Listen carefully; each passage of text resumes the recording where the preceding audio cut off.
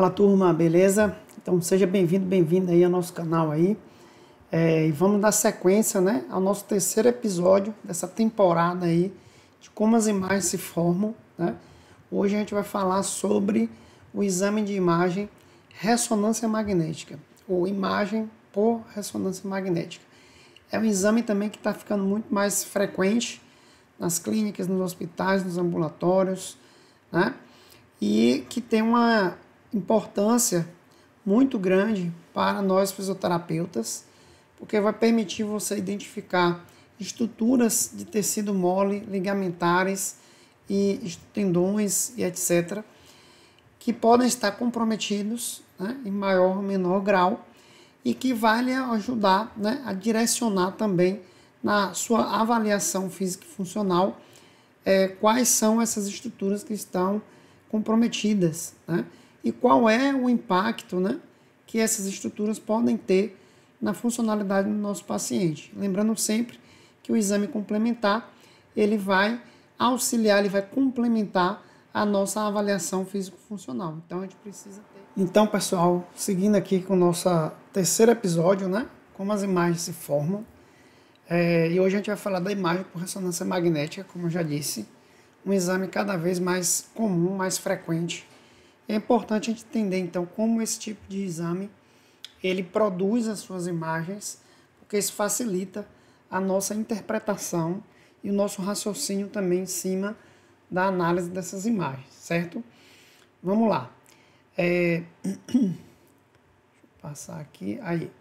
Bom, esse é um pequeno vídeo demonstrativo, ele tem no YouTube, tá em inglês, mas eu vou projetar ele aqui e vou comentando para vocês como isso acontece. Eu vou deixar o link do vídeo também na descrição do vídeo, para caso você queira assistir depois com tranquilidade. Mas me acompanha aí para a gente ver, porque ele é bem didático e facilita bem nossa compreensão.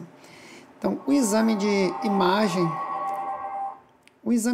por ressonância magnética, ele basicamente vai interagir, né? É um campo magnético, o nome já diz, e esse campo magnético ele interage com as nossas moléculas, nossos átomos do nosso corpo, e o efeito de ressonância dessa energia que é liberado na hora que se acumula dentro desses átomos, produz a imagem, certo? Mas vamos acompanhar. Então a gente tem aí um equipamento muito parecido com o da tomografia, mas ele trabalha com um campo magnético e com a frequência, uma onda de rádio. Então ele não emite radiação ionizante, isso é uma outra característica muito importante, né? Então o nosso corpo ele é composto de diversos átomos. A molécula de água é muito abundante no nosso organismo e o átomo de hidrogênio é o átomo mais abundante que a gente tem no nosso corpo. Daí ele é escolhido como um átomo no qual a gente vai utilizar o campo magnético para tentar formar as imagens, já que ele vai permitir formação de imagens mais detalhadas. Esses átomos de hidrogênio eles estão girando, eles têm o que a gente chama de spin, eles estão girando de maneira aleatória dentro dos tecidos, dentro do nosso organismo. Acontece que, como todo átomo que tem um movimento, né, em seu torno do seu eixo, ele cria um campo magnético próprio. E aí, uma vez que ele está submetido a um campo magnético externo, então essas linhas azuis aí é o campo magnético gerado dentro do equipamento. Então o equipamento ele cria um campo magnético muito grande que vai fazer com que haja um alinhamento desses átomos de hidrogênio. Mas se a gente observar, nem todos os átomos ficam alinhados no mesmo sentido do campo magnético. Então, por exemplo, esses dois átomos aqui do meio, ó, eles estão com polo positivo contrário ao campo magnético que foi produzido pelo aparelho de ressonância. Então, há um alinhamento, né, um vetor na mesma direção, mas alguns desses átomos ficam em sentido contrário. São esses átomos que estão em sentido contrário que vão sofrer o efeito da onda de rádio.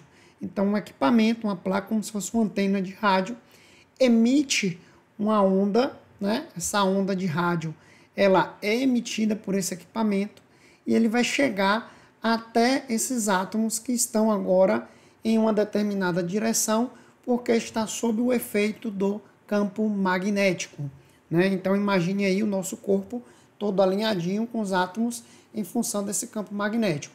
Alguns desses átomos vão estar no sentido contrário ao campo magnético. Uma onda de rádio passa, faz com que esses átomos ganhem um pouco de energia e eles se alinham, então eles ficam alinhados na mesma direção. Quando a onda de rádio é desligada, esses átomos, eles devolvem essa energia, tá vendo? Eles devolvem essa energia é capturada nos sinais elétricos que vão até o aparelho, o computador, né, a CPU do computador, onde vai ser processada e formada a imagem, certo? Então aí uma imagem da coluna vertebral, onde a gente consegue ver com um nível grande de detalhamento as estruturas que compõem o corpo humano a partir do uso da ressonância, que é um fenômeno físico, ressonância, ressoar a partir do campo magnético e das ondas de rádio que são projetadas ali, ok? Então aqui a gente vê a imagem, aqui uma imagem do cérebro, uma imagem do joelho. Então pode ser utilizado em qualquer parte do corpo, onde você vai ter uma formação de uma imagem numa perspectiva muito rica, certo? Bom, para a gente seguir aqui, então, o que é que eu quero que vocês tenham em mente? Qual o detalhe importante que a gente precisa ter em mente? A imagem de ressonância, deixa eu voltar, só para a gente ter uma... Deixa eu dar pausa. Só para a gente ter uma ideia. A imagem de ressonância, então, ela é formada em função da emissão da energia oriunda daquela onda de rádio. Então, a onda de rádio toca naqueles átomos de hidrogênio que estão no sentido contrário, o campo magnético. Eles carregam, digamos assim, eles ficam no mesmo sentido. Uma vez que a onda de rádio para de emitir aquele sinal, porque ele é intermitente, né? Ele para um pouquinho o sinal, aquele átomo de hidrogênio volta e vibra e devolve a energia que ele havia recebido daquela onda de rádio. E aí é formada a imagem. Qual a ideia que eu quero que você fique? Os átomos de hidrogênio são em grande abundância no nosso corpo. Por isso, o átomo escolhido para ser, digamos assim, utilizado como alvo do campo magnético e das ondas de frequência de rádio, sintonizado ali na mesma frequência dos átomos de hidrogênio. Segundo, essa ressonância é captada no aparelho e isso vai fazer com que gere o sinal elétrico que o computador vai traduzir em forma de imagem. Detalhe, o que é que eu vou ter então em termos de estruturas? Eu tenho o átomo de hidrogênio que pode estar mais preso, ou seja, mais fixado numa determinada estrutura. Por exemplo, imagine o osso, o córtex do osso. Nós temos muitos átomos de hidrogênio que estão no córtex ósseo, só que ele está ali preso, está muito fixado, é uma estrutura bem densa. Então, o que acontece? O hidrogênio ali, ele vai vibrar menos. Se ele vibra menos porque está muito preso, ele vai emitir um sinal menor. Então, na imagem por ressonância magnética, o córtex ósseo vai ficar escuro, vai ficar mais pretinho, porque ele vibra menos, ele manda menos sinal. Quando o hidrogênio, quanto mais solto esse átomo de hidrogênio estiver na outra extremidade, eu vou ter o quê? Uma vibração muito grande e ele vai emitir muitos sinais, consequentemente vai ficar mais branco, vai ficar com um hipersinal. E aí eu quero chamar a atenção para mais duas coisas. A linguagem que eu estou utilizando técnica aqui, hipossinal vai ficar pretinho, hipersinal vai ficar branquinho, vai ficar mais branco. Entre o preto do hipossinal e o hipersinal, o branco, nós temos obviamente aí um leque de estruturas intermediárias, onde esse hidrogênio pode estar de maneira intermediária, soltando a vibração ali da sua energia, gerando tons de cinza que vão dar as características dos tecidos, ok? Então fica com isso na mente, que é grande bizu da história para você conseguir entender por que aquelas imagens estão mais com hipersinal ou com hipossinal. Tem a ver com esse hidrogênio. Obviamente que mais à frente a gente vai entender e vai fixando isso aí.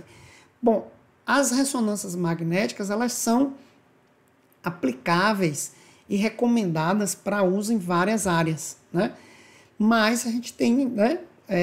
E lógico, os equipamentos, o exame também são exames caros, ainda não é tão acessível à população de uma maneira geral, mas são exames que têm cada vez mais sido realizados, né, em função da sua capacidade de identificar alterações e lesões que em outros exames poderia passar de maneira despercebida.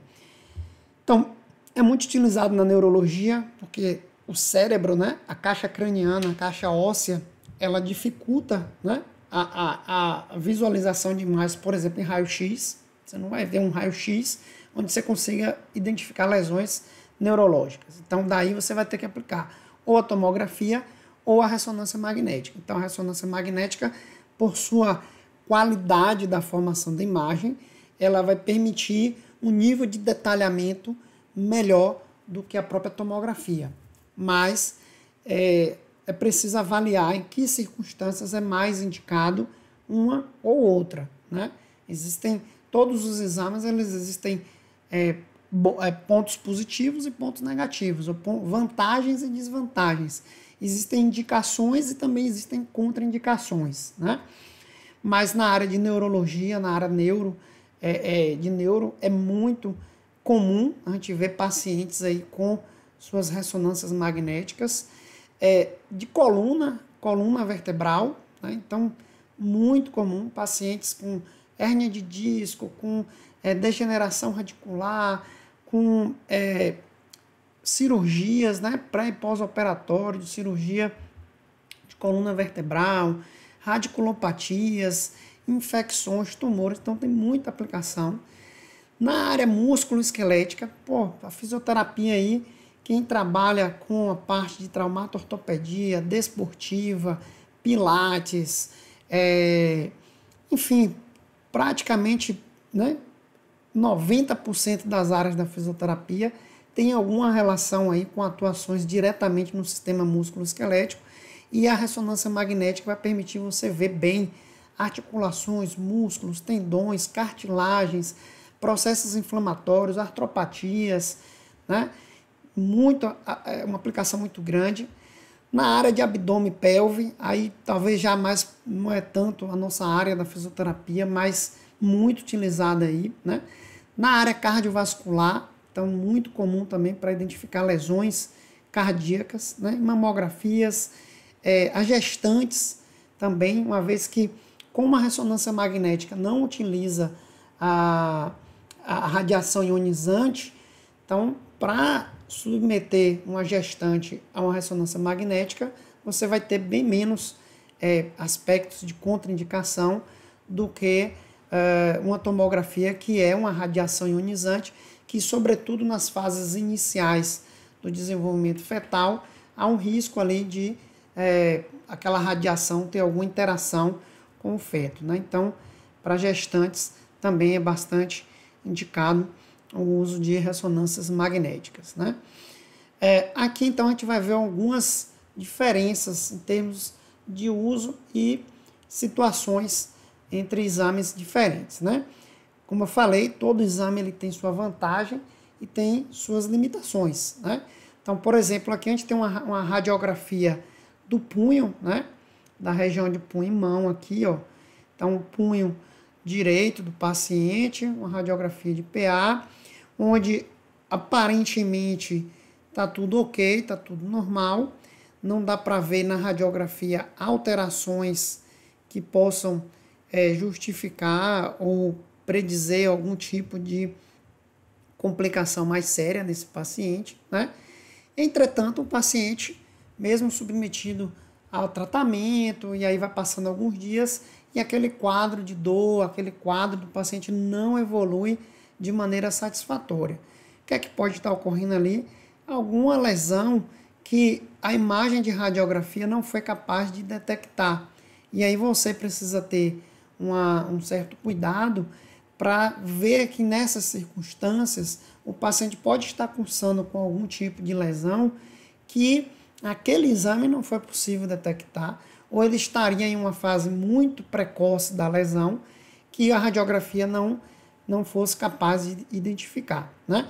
E aí na imagem por ressonância magnética, que a gente tem uma ressonância magnética do punho, e aí, ó, a gente consegue ver aqui no escafoide, ó, aqui é o osso escafoide do paciente, a bordinha do osso escafoide, essa parte, essa linha pretinha, né, de hipossinal, que está no entorno dos ossos aqui, ó, aqui é o semilunar, né? Então, essa bordinha escurinha, pretinha, é o córtex do osso, que é mais rígido, é mais duro. Então, o hidrogênio quase não vibra, ele está travado ali. Então, ele não emite quase sinal. O sinal é muito pequeno. Aqui, ó, vamos pegar esse ossinho aqui, ó. A gente vê o córtex dele aqui, ó. Tá ok? Então, o córtex dele é mais duro, vibra pouco e por sinal. A região da medula óssea, ó, a região interna, a região mais trabecular, mais porosa. Ali você tem a medula óssea, que é mais rico em gordura. A gordurinha ela é rica em hidrogênio, né, em moléculas que têm o hidrogênio na sua constituição, e ela vibra mais, então ela vai ficar mais esbranquiçada. E aí, quando a gente observa esse escafoide aqui, ó, nessa porção aqui do escafoide, ó, a gente tem um hipossinal. Veja aqui, ó, a densidade no escafoide aqui está alterada. Essa região aqui ela não mantém o mesmo padrão de continuidade com o aspecto, né, visível do padrão radiológico esperado para a ressonância magnética nesse osso do escafoide. O que aconteceu aqui? Esse paciente ele teve uma lesão, né? Cadê o mousezinho aqui? O paciente sofreu uma lesão e essa lesão está causando aqui uma necrose avascular, né, dessa região aqui do escafoide. Então, o paciente ele teve alguma ruptura, né, que causa uma perda do suprimento sanguíneo para essa região aqui do escafoide e, consequentemente, ele começa a necrosar, começa a ter uma degeneração, uma deterioração óssea com a morte do tecido ósseo. E aí, realmente, a gente começa a ver que o tecido ósseo começa a perder, né, a sua estrutura em função dessa degeneração, dessa destruição causada, oriunda de uma necrose avascular, né, devido a essa lesão. Então, nesse caso aqui, a gente identifica que a ressonância magnética ela consegue captar alterações do tecido em uma fase anterior ao que seria possível visualizar numa radiografia simples. Nessa radiografia, então você pode perguntar, nessa radiografia vai aparecer essa alteração aí no escafoide? Vai, só que vai aparecer alguns dias depois ou algumas semanas depois. Até lá o paciente vai continuar referindo dor, a limitação de movimento, redução do movimento, né? Uma redução da força de pressão manual, dificuldade de realizar determinadas tarefas, atividades que exijam a apreensão, o movimento, né, de digitação, de pinça. E pela radiografia, você poderia achar que está tudo normal, mas não está. Tem algo a mais ali que pode estar causando esse comprometimento na estrutura e, consequentemente, um grande prejuízo também na funcionalidade da mão desse paciente. Beleza? Olha aí a importância da gente poder fazer uma boa análise, né, dos exames de imagem. Aqui um comparativo da tomografia com a ressonância magnética. Então, só para recapitular, ó, a tomografia, então quem ainda não viu a aula, né, de como se formam as tomografias, vai aparecer o link aí, você pode voltar depois e assistir a aula da tomografia computadorizada. Opa, volta. Então a gente tem aqui a tomografia computadorizada, radiação ionizante, o mesmo padrão da radiografia, ossos mais densos, então vai ficar mais branquinho aqui, ó, tem a ver com a densidade. Então vai ficar mais branco se a densidade for maior, vai ficar mais escurinho se a densidade for menor. Então o osso da calota craniana, radiodenso, porque ele é duro, ele é mais denso. né, estrutura de tecido mole, vão ficando intermediários, e o líquido, cuja densidade é menor aqui, o líquido cefalorraquidiano, o líquor, né, vai ficar mais escurinho, porque ele é bem menos denso, né? Quando a gente vai para a ressonância, então a gente olha aqui, ó, na ressonância magnética, algumas diferenças que vão ajudar você a entender de uma vez por todas qual a diferença de tomografia para ressonância, se você ainda tiver essa dificuldade. Primeiro, ó, que tem a ver, no caso da ressonância, com o sinal do hidrogênio. O hidrogênio vibra muito, manda sinal. Então, por exemplo, o líquor. Aqui o líquor, ele é um líquido, ele está bem fluido. Então, os átomos de hidrogênio vibram com mais facilidade, emitem uma grande quantidade de sinal na ressonância. Então, ele vai ficar com maior sinal, hipersinal, vai ficar mais branquinho. É natural que fique mais branquinho. O osso, por sua vez, ó, a calota craniana, né, a borda do osso aqui da calota craniana, vai ficar em hipossinal, porque o hidrogênio está preso, está fixadozinho ali no osso, então ele vibra bem pouco, então ele não manda sinal, fica escuro. Então tem um hipossinal. E ademais as estruturas, a substância branca, né, está aqui mais por fora, e a substância branca está aqui dentro, e a substância cinzenta é o córtex, né, está aqui por fora.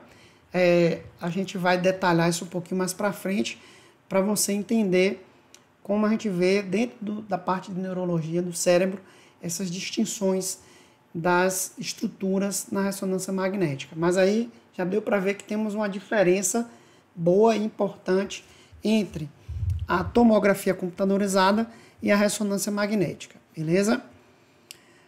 Aqui uma imagem de ressonância magnética que é muito comum, que é a da coluna, no caso a coluna lombosacral, né? Então aqui o sacro, e aqui a gente tem as vértebras lombares, né? L5, L4, L3, L2, L1. A gente vê a parte posterior aqui da coluna, é a região onde tem um líquor,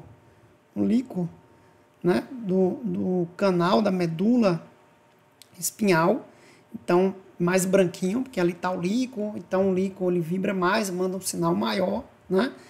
A gente tem o córtex da vértebra, que é mais pretinho, essa linha pretinha, ó, que contorna a vértebra, mais escurinho, é o córtex dela, então emite pouco sinal. A medula é mais um cinzazinho intermediário, então ele tem esse cinza intermediário, né? O disco intervertebral, olha os discos intervertebrais aqui, que interessante, ó. A borda do disco intervertebral é mais escuro porque é um anel fibrocartilaginoso, ele é mais rígido, então os átomos de hidrogênio aí vão vibrar menos, vão emitir menos sinal, né? A medula, o núcleo pulposo, a região do meio, né, do disco intervertebral, ele é mais esponjosozinho, ele é mais líquido, tem mais líquido, então ele vibra mais, ele emite um sinalzinho de maior intensidade, ele fica mais clarinho. E aí, bom, comparativamente, quando a gente chega nessa vértebra aqui, ó, olha como está esse disco intervertebral. Está desidratado, né? Ele está faltando líquido dentro dele. Então ele já tem um sinal de degeneração nesse disco intervertebral, né? O de baixo mais ainda, uma degeneração maior. Então a gente tem que estar diminuindo o espaço interarticular aqui, o espaço do disco intervertebral está reduzido, redução do sinal do disco intervertebral, indicando ali uma degeneração. Veja que na parte posterior a gente tem um pequeno abaulamento, ó, pequeno abaulamento aqui, que toca, né, na medula espinhal.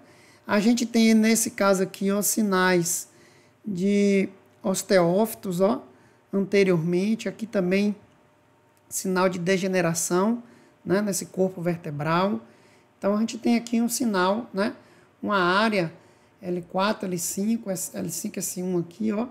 A gente tem uma área com discos intervertebrais já em processo degenerativo, com abaulamento, com desgaste, né? E aí, o que é que a gente deve fazer? Eu olho o exame de imagem, explico para o meu paciente, mas eu preciso fazer os testes funcionais, os exames funcionais. Nem sempre o paciente vai ter um quadro de degeneração uma hérnia de disco, um abaulamento discal, e isso vai ter um comprometimento grande da sua funcionalidade. Cada caso é um caso. Então eu preciso entender o que está se passando dentro dessa coluna vertebral do meu paciente, olhar para isso com carinho, com cuidado, mas eu preciso, obviamente, correlacionar isso com a parte clínica do meu paciente. Preciso avaliar o meu paciente funcionalmente. E eu preciso explicar isso para ele. Porque muitas vezes o paciente ele já chega no seu consultório com um exame como esse, vindo de outro profissional, e ele já vem lá cheio de medos, cheio de restrições, cheio de limitações, achando que ele não pode mais fazer uma série de movimentos, uma série de atividades, uma série de movimentos, né? Cabe a você, fisioterapeuta, saber conduzir na sua conduta o melhor nível de esclarecimento para o seu paciente, para que ele possa também quebrar essas barreiras dentro da sua consulta, poder assim conquistar o seu paciente para você ganhar ganhar funcionalidade com ele, beleza? Mas isso aí da consulta encantadora, da consulta magnética com o seu paciente, a gente pode estudar mais para frente aí. Bom, o cérebro, né? Só para relembrar aí vocês, né? Então a gente tem os lobos cerebrais, as regiões cerebrais, as áreas cerebrais, que tem uma divisão aí que é didática, na verdade, né? E que esses lobos cerebrais, essas estruturas, elas têm funções também, né?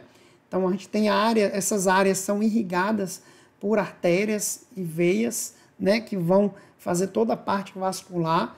Então a gente tem aí a artéria cerebral anterior, a artéria cerebral posterior e a artéria cerebral média.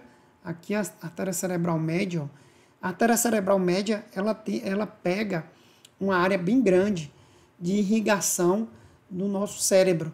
E, infelizmente, a artéria cerebral média é a mais frequente, é aquela cuja incidência de acidentes vasculares cerebrais é maior.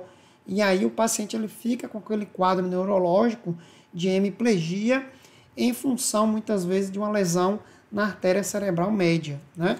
E aí uma área vasta acaba ficando sem o suprimento adequado sanguíneo, e isso leva a lesões neurológicas que acarretam o quadro funcional, clínico funcional que o nosso paciente chega apresentando para a gente, beleza?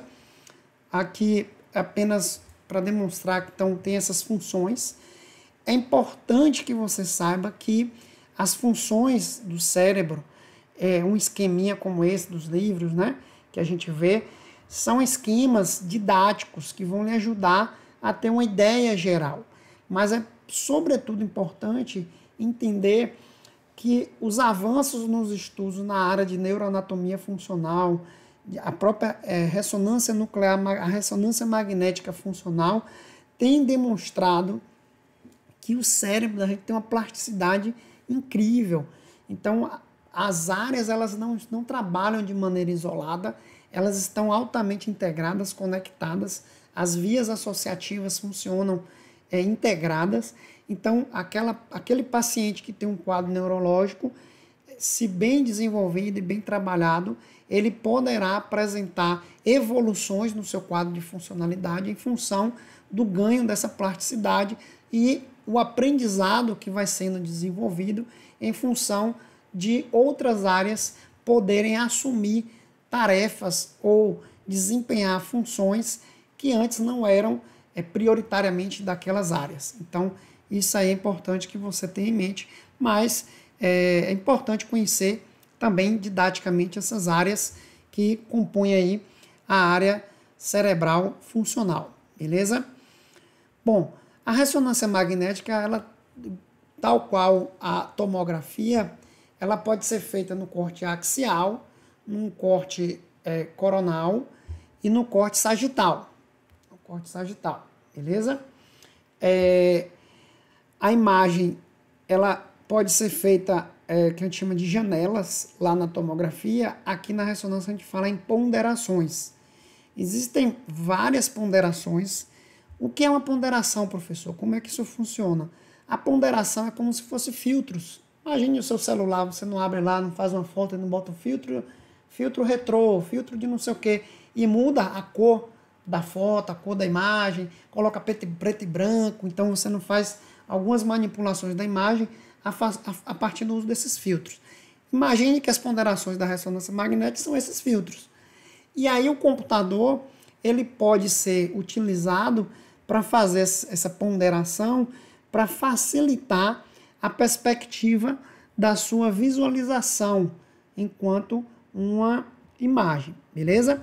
E aí a primeira ponderação, a ponderação clássica que a gente vai ter é a ponderação chamada de T1.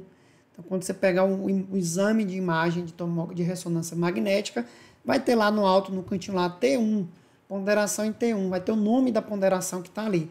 Daí você já capta isso, pensa, bom, se está na ponderação T1, é a ponderação básica, clássica da ressonância magnética. E como é que eu vou saber, professor, que aquilo é uma T1? É como se você estivesse olhando ali, ó, para uma xerox de livro. Ou seja, o líquor, a parte licórica, né, onde está o líquido, ó, os sulcos aqui, veja que dentro dos sulcos, aqui nos ventrículos, onde tem líquor, vai estar em hipossinal, vai ter preto. Lembra quando a gente faz a xerox do livro? Fica preto. Onde está o líquor, vai ficar pretinho. Onde tem a substância branca, ela fica aqui no meio, ó, essa parte mais central, né, essa parte mais interna do cérebro. Então, a substância branca vai ficar branca, né, mais clarinha. E o córtex, que é onde tem as células, os núcleos celulares, né, dos neurônios, a maior parte da concentração está na região cortical, né, da região mais periférica aqui do cérebro. Então, a substância cinzenta vai ficar mais cinzazinho, um cinzazinho mais escuro. Então, essa é a ponderação T1, xerox de livro. Líquor preto, substância branca, substância cinza. Pronto, beleza, já sei o que é o T1. O que é uma segunda ponderação? Uma segunda ponderação, eu vou pegar a ponderação T1 e ela é o inverso, ela é o contrário. Por que o contrário, professor? Veja só, o líquor, que era para estar pretinho, vai ficar branco. A substância branca está mais escurinha, está mais cinza. E a substância cinzenta, a massa cinzenta, que é mais periférica, que ela está mais escura, ela está mais clara. Então veja que inverteu. Eu tenho um líquor em hipersinal, a substância branca ficou mais escurinha e a substância cinzenta ficou mais clara, certo? E eu tenho uma outra ponderação que é muito frequente, que é a ponderação em flare. É a que termina com R, viu? Porque eu acho que a câmera ficou um pouquinho em cima aí, é flare. Que é o quê? É a ponderação T2. Veja que aqui, ó, a substância branca está mais escura, a substância cinzenta está mais, ou a substância cinzenta está mais branquinho, está mais clara, e o líquido está escuro. Então, o que foi que eu fiz? O que é que acontece nessa ponderação em flare? É você ter a ponderação T2, só que você diminui, você tira o líquido. É como se você tivesse um filtro, você pegasse o T2 e passasse um filtro apagando tudo que for o líquido que estava branco, vai ficar escurinho. Poxa, professor, o negócio ficou meio difícil agora, já complicou mais. Por que essas diferenças? Porque a depender do padrão de lesão, você vai ter distinções aí do padrão do que vai ser, do que vai aparecer. Então, por exemplo, imagine numa lesão cerebral, você pode ter edemas, você pode ter AVC isquêmico, você pode ter um AVC hemorrágico, você pode ter crescimento de células tumorais, isquemias. Então, são uma série de doenças, uma série de padrões de lesão que vão dar sinais diferentes na ressonância magnética. Daí, se a gente ficasse somente em um tipo de sinal, um tipo de ponderação, poderia passar desapercebido algumas alterações que não fosse possível visualizar. Vamos ver um exemplo aqui, ó. Essa aqui é uma ponderação em T2. A gente tem aqui a imagem T2, ó. O que era a substância branca está mais escuro, a substância branca está mais cinzazinho e o líquor está branco, certo? Está bem claro. Então é T2. Quando eu olho aqui a imagem, eu tento traçar um paralelo para tentar identificar alterações, mas parece que não há não consegue visualizar grandes distinções no padrão da imagem. Quando subtrai, ou seja, eu tiro, eu passo um filtro e apago tudo que é líquido, olha o que aparece na imagem, fica uma imagem esbranquiçada aqui, ó, em hipersinal. Essa imagem em hipersinal aqui indica um aumento de atividade celular nessa região, né? Então, há uma alteração nessa região posterior aqui, ó, né, do cérebro do paciente, que indica aí uma alteração importante que precisa ser correlacionada com a clínica, né? Lógico que esses tipos de condições neurológicas, a atuação ela é interprofissional e é multiprofissional. Não é você que vai tratar nem resolver isso, mas é importante você conhecer para que você possa entender o que seu paciente passou, o que ele está passando e, obviamente, de que maneira isso pode impactar na funcionalidade dele. Bom, eu vou passar para vocês aqui agora 2 esquemas de como são formados os edemas. E isso é importante porque isso vai impactar no padrão de imagem que é formado na ressonância magnética. O edema vasogênico, que é um edema comum também, e que tem a ver com o seguinte: imagine que nós temos na nossa cabeça, no nosso corpo, né, os vasos sanguíneos. Esse vaso sanguíneo, ele tem uma estrutura endotelial, e onde o sangue circula aqui internamente. Existe uma bomba de sódio e potássio que mantém um equilíbrio eletrolítico ali, e o líquido fica ali circulando dentro do vaso sanguíneo. No meio próximo ao vaso sanguíneo, nós temos as células. No caso do cérebro aqui, a gente está falando de células da glia, astrócitos, os próprios neurônios e tal, que estão circulando por ali, por entorno daqueles vasos sanguíneos, para justamente receber o quê? Oxigênio, receber a glicose, receber os nutrientes, sais minerais, vitaminas e tal. Por alguma circunstância, alguma lesão, isso pode gerar um dano, né, nesse vaso sanguíneo. Esse dano, oriundo, por exemplo, de um impacto físico, uma pancada, um trauma, né, direto na cabeça, pode levar a um extravasamento. Então, a lesão vascular leva a um extravasamento desse líquido, né?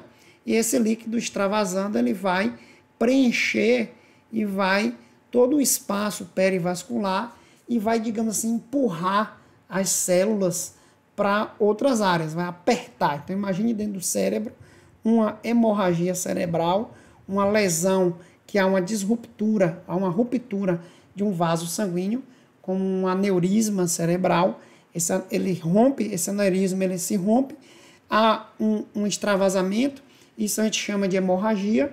Essa hemorragia extravasa o líquido, extravasa sangue, né, para aquela parte do entorno ali. Esse líquido, esse sangue, ele não é absorvido pelas células, então as células vão ser empurradas, certo? Perifericamente ao local daquela lesão. Isso vai dar um padrão na imagem de ressonância magnética, ok?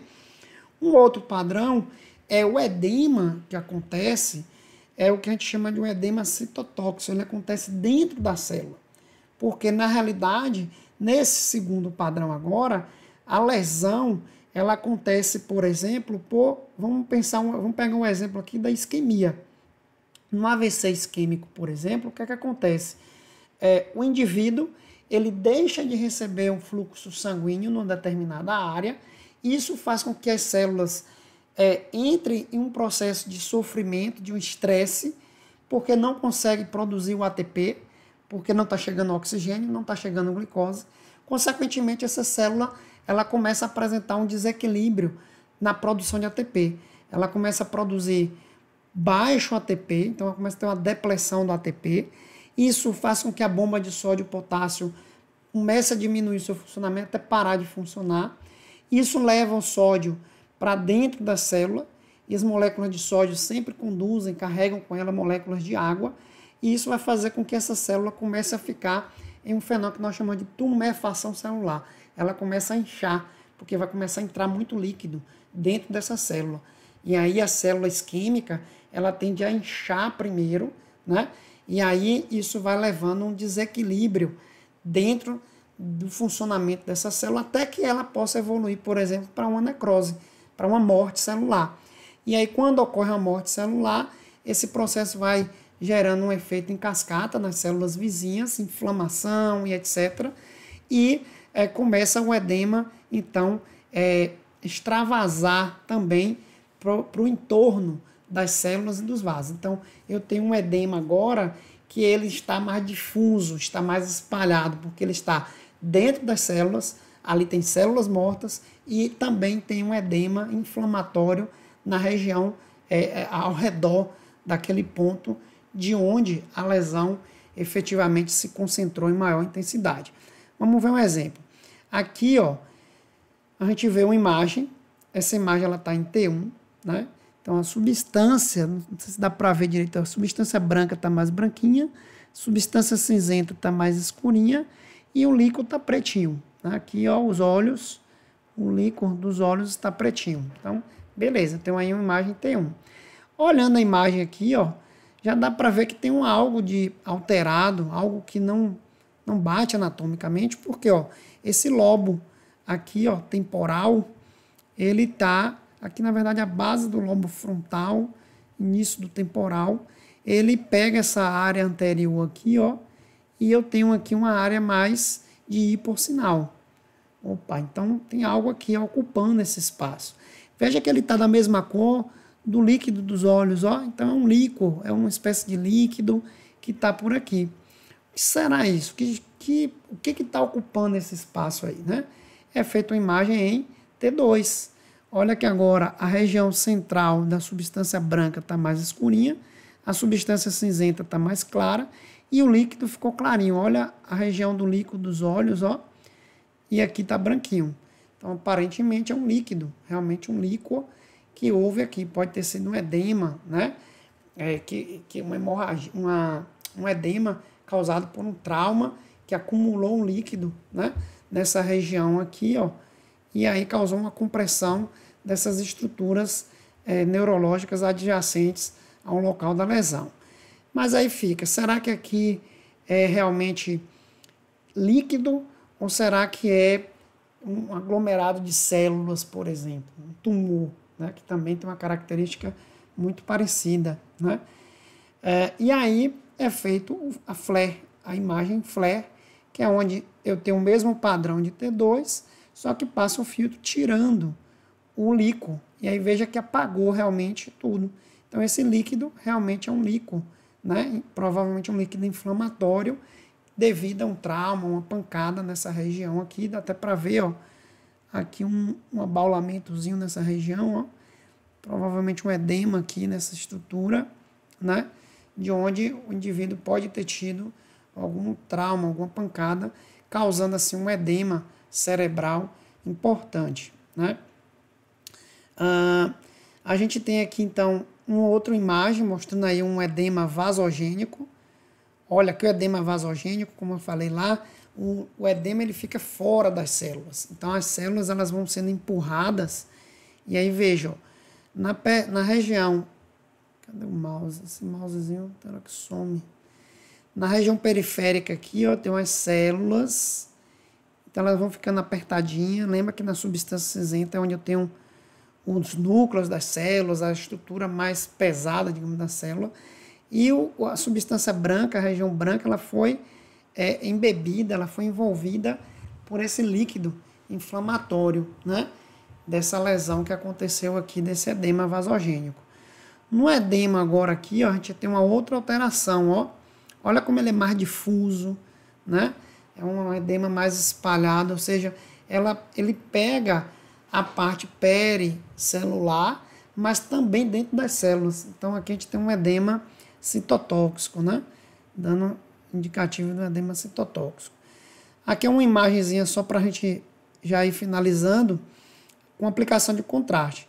Tanto a tomografia quanto a ressonância magnética podem ser feitas com o uso de contraste, né? No caso da ressonância magnética, eu uso o gadolínio para identificar locais onde possivelmente pode ter tido ali uma hemorragia ou alguma lesão, né? Vascular, ou mesmo lesões onde tenha ali estruturas, massas tumorais. Essa imagem, por exemplo, dá para ver aqui uma imagem uma alteração na linha média do cérebro, ó, há um desvio da linha média importante, né? Os ventrículos laterais, olha como esse daqui está bem comprimido. Quando eu vou observando aqui para tentar observar o padrão das imagens, já dá para ver aqui, ó, nessa região mais posterior, que eu tenho uma imagem aqui com um hipossinal, ó. Aqui eu tenho uma regiãozinha de hipossinal quando comparado com a região contralateral. Então, essa região em hipossinal indica que tem ali alguma alteração naquela região. Foi feita a aplicação do contraste e foi visto ali, então, que há uma impregnação do contraste naquela região.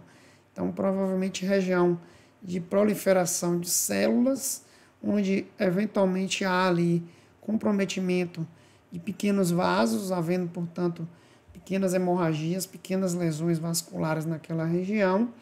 E aí, essa imagem em massa formada ali na região mais posterior esquerda do cérebro. Isso aqui é essa massa, ó. Essa massa que está aqui é ela que está crescendo e está levando esse hemisfério a comprimir o hemisfério contralateral. E isso vai causando, então, danos de funcionalidade, danos no paciente, danos neurológicos que precisam ser corrigidos, né? E aí, lógico, após a correção dessa lesão, o paciente deve ser encaminhado, né, para a fisioterapia, onde você vai avaliar as imagens e também vai avaliar a funcionalidade do paciente. E como eu disse, aqui a gente tem uma área que ela tem, do ponto de vista didático, né, estruturas somatosensoriais, ligados à visão, à audição, enfim, você vai correlacionar a área onde aquela lesão aconteceu com o padrão de funcionalidade, mas não deve perder de mente, de visão, de que o cérebro ele é altamente plástico, ele consegue realizar novas conexões e com isso fazer evoluções aí para o tratamento de reabilitação, né? Isso é o grande lance, uma das grandes maravilhas que a fisioterapia consegue desenvolver nesses pacientes neurológicos, que é a recuperação de funções, de funcionalidades dentro de um uso de técnicas apropriadas para o ganho da neuroplasticidade, ok? Então é isso aí, galera. Eu peço que vocês curtam, compartilhem, comentem, se inscrevam, ativem o sininho aí, para que a gente consiga continuar produzindo aí, né, mais aulas, mais conteúdos interessantes.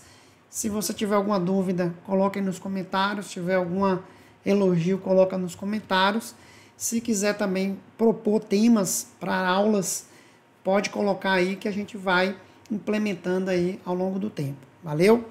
Forte abraço!